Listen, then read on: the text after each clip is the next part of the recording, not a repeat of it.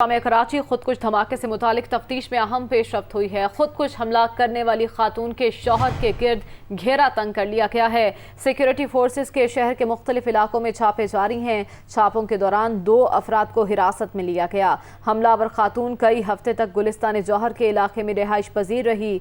मुलजिमा आखिरी हफ्ते शाराए फैसल के करीब निजी होटल में क़याम पजीर थी।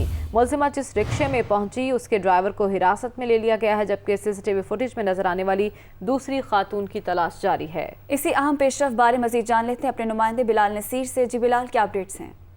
जी बिल्कुल, ये जामे कराची में जो खुदकुश धमाका हुआ था इसकी तफ्तीश में सिक्योरिटी इदारे जो हैं वो पेश हैं और जो खातून का शौहर था उसके गिर्द घेरा तंग किया गया है। मुख्तलिफ इलाकों में छापे मारे गए हैं जिसकी गिरफ्तारी के लिए, ताहम लेकिन उसकी भी गिरफ्तारी जो है वो अमल में नहीं आ सकी है। इसके साथ साथ सिक्योरिटी फोर्सेज ने गुलिस्तान जौहर, मौसमियात, मस्कन चौरंगी के अतराफ में छापे मारकर 2 अफराद को जो है वो हिरासत में लिया गया है और तफ्तीश के लिए नामालूम मुकाम पर मुंतकिल कर दिया गया है। ज़राए जो तफ्तीशी हुकाम है वो कहते हैं कि खातून कई हफ्ते तक गुलिस्तान जौहर के इलाके में रिहाइश पजीर रही है, जिसके हवाले से तफसीलात जो हैं वो जमा की जा रही हैं। इसके साथ साथ आखिरी हफ्ते में शाराए फैसल के करीब एक होटल जो है उसके अंदर कमरा किराए पर लिया था, उस पर भी जो मजीद सिक्योरिटी इदारे हैं वो काम कर रहे हैं।